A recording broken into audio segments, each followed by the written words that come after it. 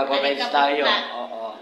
Ba't nagkaroon ka ng puwing at saka matang malabo, may buhangin pa? Bakit may graba yan? Para sa tayong nabubulag. Ano yung gano'ng kasarap na? Itong aking mata sa Divine Mercy, pupunta tayo. Marami pa sa ungpin.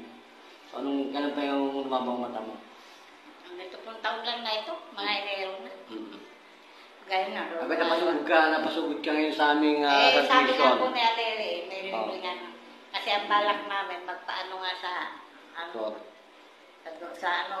yung magpapaano ng katarata. O, ano sana ngayon ang laban ng katarata mo? Ha? Ano kasarap na? May pagbabago ba? Meron naman siguro. Ay, kung araw-araw. Baka po mawala. Baka hindi na kailangan ano ba tawag doon? Magpa-surgery. Yung sip-sip po ng ng katarata.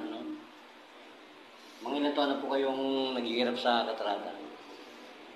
Ito nga lang, inero lang ako nakapagpa-check up na po sa doktor, wala naman sinabi. Mabuti na punta kayo sa aming programa. Masarap na po kay Kapitan Rosel Valera ng Barangay San Juan. Ayan, kababisyo dito si Chairman. Chairman, magkasama ka kay Chairman. Ha? Gracias po sa inyo kay Chairman, ha? Matagal na po ako